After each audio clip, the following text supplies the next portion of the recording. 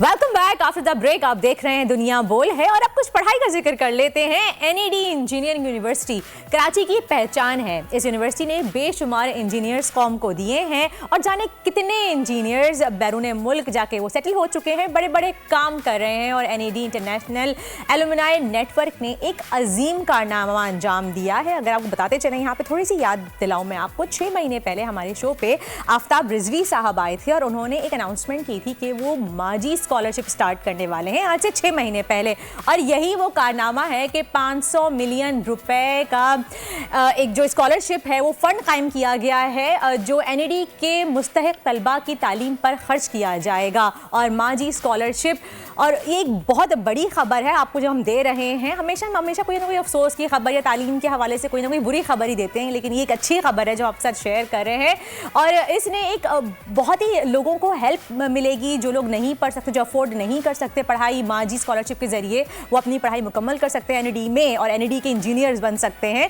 तो आइए वेलकम करते हैं। हमारे साथ मौजूद हैं आफ्ताब रिजवी साहब जो फाउंडर हैं माजी स्कॉलरशिप के, और साथ में हमारे साथ मौजूद हैं इंजीनियर सोहेल बशीर साहब जो कि इंस्टीट्यूट चेयरमैन हैं इंस्टीट्यूट ऑफ इंजीनियर्स पाकिस्तान के, और जूम पे हमें ज्वाइन करेंगे सरोज लोधी साहब जो कि वाइस चांसलर हैं एनईडी के।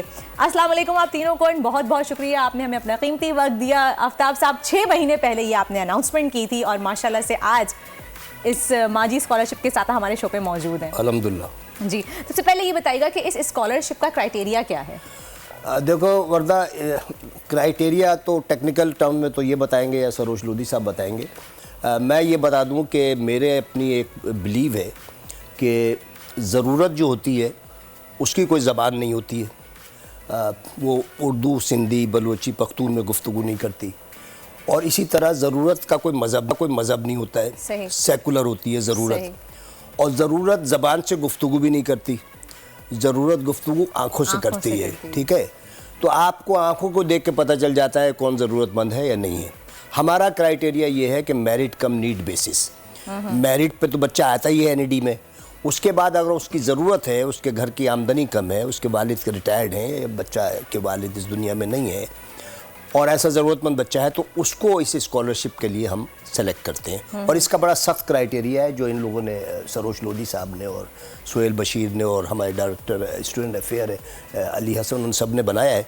तो ये हमारा क्राइटेरिया है बेसिकली, मेरिट कम नीड बेसिस। सही, और बाकी क्राइटेरिया आप टेक्निकली समझाएंगे? शुक्रिया वर्दा आपने बुलाने का। Thank you so much. इसमें जो मेन है कि जो हमारे फर्स्ट ईयर में इस साल जो एडमिशन्स हुए हैं उन सारे बच्चों को ये ऑफ़र की गई कि जिनकी जो मेरिट पे तो डेफिनेटली वो वहाँ पे थे, लेकिन जिन जो एंड्स मीट नहीं कर सकते, जिनके पेरेंट्स, वो एप्लीकेशंस सबमिट करें। तो एप्लीकेशंस जो है मेरे ख्याल है तकरीबन 400-500 लोगों की एप्लीकेशंस आई, और उन एप्लीकेशंस में से फिर एक कट ऑफ जो हमारे पास इस वक्त 1 करोड़ 5 लाख रुपए का फंड था, हमने 105 स्कॉलरशिप्स इस दफ़ा बांटी हैं। आप दे चुके हैं? जी, 105 स्कॉलरशिप लाख रुपए पर ईयर की दे चुके हैं, और ये 4 साल कंटिन्यू करेंगे, यानी हर साल उनको लाख रुपए मिलेंगे। तो पूरे 4 साल में उनको 4 लाख रुपए मिलेंगे। तो जो 105 स्कॉलरशिप दी उसमें क्राइटेरिया, जब सारी एप्लीकेशन सॉर्ट हुई और हमारी जो फंडिंग थी, तो उसमें जो कट ऑफ आई वो 39,000, जिसकी family income, consolidated family income, अगर 2 ब्रेड अर्नर्स हैं तो 2 की, या 1 है तो 1 की, 39,000 रुपीज़ की कट ऑफ के ऊपर जिनकी फैमिली इनकम 39,000 रुपीज़ से कम थी, उन बच्चों को जो है ये 1-1 लाख रुपए की स्कॉलरशिप दी जाएगी। और मैं आपको बताऊं कि ये जो फैमिली बैकग्राउंड के बच्चे थे मुख्तलिफ इलाकों से, मेरिट पे ज़ाहिर है वो एनईडी के अंदर आ गए, लेकिन उनके माँ बाप के पास कर्जा लेने के अलावा या कोई दूसरा कोई चीज़ें बेचने के अलावा कोई रास्ता नहीं था कि अपने बच्चों की, तो अल्हम्दुलिल्लाह इस स्कॉलरशिप के ज़रिए से जो है उनका हुआ। और मैं आपको एक बात और बनाऊं कि जब एनईडी में एडमिशन होता है तो अल्हम्दुलिल्लाह, ये सरोज साहब भी बताएंगे, हमारा ये दावा है कि जो बच्चा भी मेरिट पे आ जाए, इस वजह से कि उसके पास पैसे नहीं हैं, ये नहीं हो सकता कि वो ना पढ़े। इंस्टेंट भी हमारे पास ऐसे डोनर्स मौजूद हैं कि जिस दिन एडमिशन होता है उसी वक्त उसको 70,000 रुपये जमा कराने होते हैं। उसी वक्त 70,000 रुपये की बहुत सारी हमारे पास ऑफर्स होती हैं कि भाई जिस बच्चे का भी मसला हो फौरी तौर पे, तो वो इंस्टेंट भी देते हैं। और ये माशाल्लाह एक रेगुलर चीज़ है जो अब हमने एक माजी माजी के नाम पे सब सारी माओं के नाम, सारी माओं के नाम। हाँ, ये मैं पूछना चाहूंगी सवाल, लेकिन सरोज साहब से मैं बात करना चाहूंगी कि सरोज साहब, आपको ये कब लगा कि आप लोगों को इस तरह कोई स्कॉलरशिप स्टार्ट करनी चाहिए लोगों के लिए? कहीं कोई ऐसा वाकया पेश आया या किसी ने आपसे अपील की इस चीज़ की आपके स्टूडेंट्स में से, ऐसा कब महसूस हुआ आपको? देखिए, जो सबसे अहम चीज़ है वो ये है कि मैं ये ज़ाती तौर पर समझता हूँ कि हक़ अगर मांग के लिया जाए तो वो कोई हक़ नहीं है। और हमारे यहाँ बड़ी तादाद में बच्चे ऐसे बैकग्राउंड से होते हैं कि जिनके लिए वो तालीम जो कि हम बहुत सस्ते उस पर दे रहे हैं, 1 लाख रुपए सालाना कोई बहुत बड़ा अमाउंट नहीं है, लेकिन सबके बावजूद हमारी ख्वाहिश यही है कि किसी बच्चे को इस वजह से, तो ये स्कॉलरशिप का सिलसिला तो छोटा मोटा काफ़ी अरसे से चल रहा है, लेकिन इस तरह से स्ट्रक्चर्ड, इसमें गवर्नमेंट ऑफ पाकिस्तान भी पैसे देती रही है, हुकूमत सिंध भी पैसे देती है, फिर ज़कात के पैसे भी होते हैं जो हुकूमत सिंध से आते हैं, लेकिन इस तरह से स्ट्रक्चर्ड तरीके से कोई निज़ाम मौजूद नहीं था। और इसमें मैं ज़ाहिर है कि क्रेडिट दूंगा NED एलुमनाई को, जितने भी हैं पूरी दुनिया में, और ख़ास तौर पे आफ्ताब रिजवी साहब को जिन्होंने इस तरफ तवज्जो दिलाई। तो कोई ख़ास वाक़या नहीं हुआ है, लेकिन क्योंकि हम बच्चों में सारी ज़िंदगी गुजारी है और ये एहसास होता है कि वक्त के साथ साथ जो चीज़ें जिस तरह से तब्दील हो रही हैं, जिस तरह से महंगाई आ रही है, जिस तरह से रोज़गार के मौक़े कम से कम होते जा रहे हैं अनफॉर्चुनेटली, तो उसके लिए बेहतर यही है कि हम जो अपने तौर पर कोशिश कर सकते हैं करें और इन बच्चों को हैंड होल्डिंग करें, और इस उम्मीद के साथ करें कि जब ये बच्चे किसी लायक हो जाएंगे तो ये पलट के आएंगे और इसको सपोर्ट करेंगे। तो आइडिया ये है कि हम एक 50 करोड़ रुपए का एंडोमेंट फंड रेज करेंगे, और आपको खुशी होगी ये बताते हुए कि 100 करोड़ के करीब हम ऑलरेडी जमा कर चुके हैं। यानी मैं ये कह रहा हूँ जो 10 करोड़, सॉरी 10 करोड़। और ये तमाम फंड्स रेज करने में इंटरनेशनली जो NED एलुमनाइज हैं उनकी सब लोकल और इंटरनेशनल, और अब तो नॉन NEDians भी इसमें दे रहे हैं, क्योंकि हमने नाम माजी रखा है ना, अपनी माँ के नाम पे दें, NED का होना जरूरी नहीं है। अगला सवाल मैं यही करना चाहूंगी कि माजी क्यों नाम रखा है? देखिए, माजी इसलिए रखा है कि हम सब अपनी माओं के मकरूज है ना। एक हमारी माँ होती है जो हमें पैदा करती है, एक हमारी जो हमें तालीम देती है जिस दर्जगाह में, और हमें एक मार्केटेबल प्रोडक्ट बना के मार्केट पे फेंकती है। क्या तो हम दोनों माओं का ख्याल रखते हैं, एक उस माँ का जिसने हमें पैदा किया, और एक वो माँ जिसने हमें तालीम और तरबियत दी और हमें मार्केट में भेजा। तो हमने आइडिया ये दिया है कि ये माओं के नाम पे फ़ंड है, अपनी माँ के इसाले सवाब के लिए, या माँ अगर आपकी ज़िंदा है तो उनकी आसानियों के लिए, ज़िंदगी में आसानियाँ पैदा हों, अपनी माँ के नाम पे दे। उससे हमारा जो है दायरा बड़ा हो गया है। अभी हमने एक मुकामी होटल में फंक्शन किया था, तो उसमें नॉन NEDians ने भी इसमें पैसे डाले। तो हमारा टारगेट ओरिजिनली 10 करोड़ रुपए था, लेकिन इसकी जो हमने रेस्पॉन्स देखी है तो हमने उसको 50 करोड़ किया है।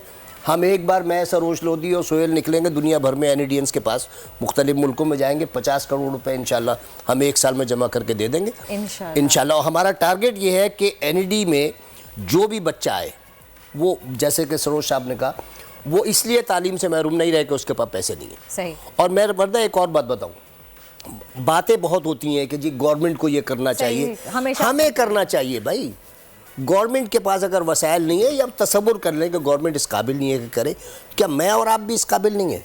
क्या मैं अपने मासी के बच्चे को नहीं पढ़ा सकता? इसके लिए, हाँ, इसके लिए क्या मुझे वज़ीर आला सिंध को बुलाना पड़ेगा या वज़ीर आज़म को बुलाना पड़ेगा? हम जब इसको इस तरह देखेंगे तो हम हर बच्चे को तालीम दे सकते हैं, और हम माशरे को खुद ब खुद सही कर सकते हैं। ये इल्ज़ाम तराशी कि जी ये ज़बान है, ये मज़हब है, ये शिया है, ये सुन्नी है, सिंधी है, उर्दू स्पीकिंग है, ये कहाँ की चीज़ें हैं? आप अपनी जिम्मेदारी पूरी करें। कितने कराची में फलाही इदारे हैं जो चल रहे हैं, वो पूछते हैं कि आपका मजहब क्या है, आपकी ज़बान क्या है? कभी भी नहीं। ज़रूरत सेकुलर है। हमारा रब नहीं पूछता किसी को रिज़्क़ देने से, वो रब्बुल आलमीन है, वो रब्बुल आलमीन है। हमने उसको नैरो किया हुआ है कि रब्बुल मुस्लिमीन बनाया हुआ है, शियों का रब बनाया हुआ है, सुन्नियों का रब बनाया हुआ है, सिंधियों का, महाजिरों का, पठानों का। नहीं भाई, इसको बड़ा करें और हर शख्स अपनी जिम्मेदारी पूरी करे। अपनी जिम्मेदारी पूरी करेंगे तो ये माशरा खुद ब खुद उभर के आएगा। और मैं एक चीज़ और बताऊं, अब दूसरों को नहीं बोलने दे रहा मैं, मुझे बोलना है। हाँ, इनके बोलेंगे।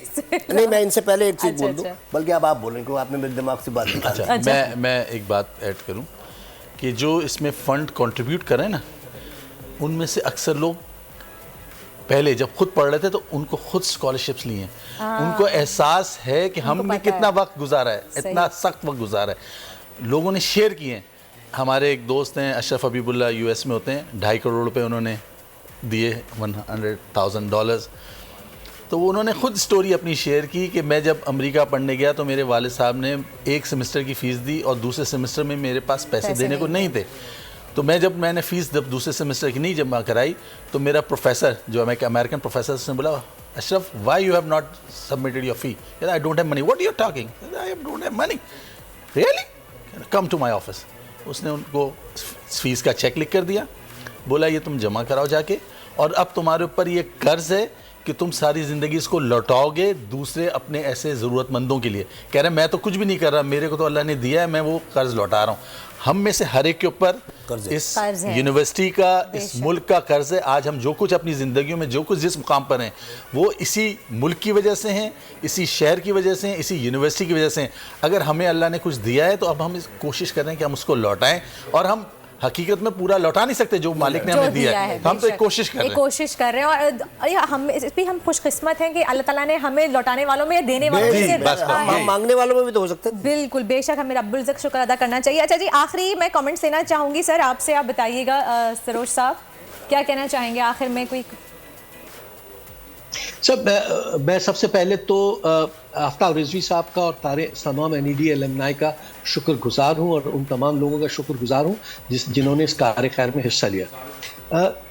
कौमें तरक्की जब भी करती हैं जब उनके पास गुड क्वालिटी ह्यूमन रिसोर्स हो, और गुड क्वालिटी ह्यूमन रिसोर्स के लिए माली वसाइल की बहुत ज़रूरत। हुकूमत अपनी जगह पे अपना रोल प्ले कर रही है, लेकिन मैं तमाम मुखय्यर हजरात से दरख्वास्त करूँगा कि अगर वो इस कार्य खैर में हिस्सा ले सकेंगे तो ये एक ऐसा कर्ज है जो इस मुल्क का, इस कौम का हम पर है, और शायद हम उसका थोड़ा बहुत हिस्सा उतारने के काबिल हो सके। बेशक, बहुत बहुत शुक्रिया। हमारे साथ मौजूद थे आफ्ताब रिजवी साहब, सरोज लोधी साहब और इंजीनियर सुहेल बशीर। बहुत शुक्रिया, आपने हमें अपना कीमती वक्त दिया। Thank you so much. बहुत नेक काम कर रहे हैं आप लोग, अल्लाह ताला आपसे अच्छा, तुम कितने पैसे डाल रही है इस फंड में अपनी अम्मा के नाम पे?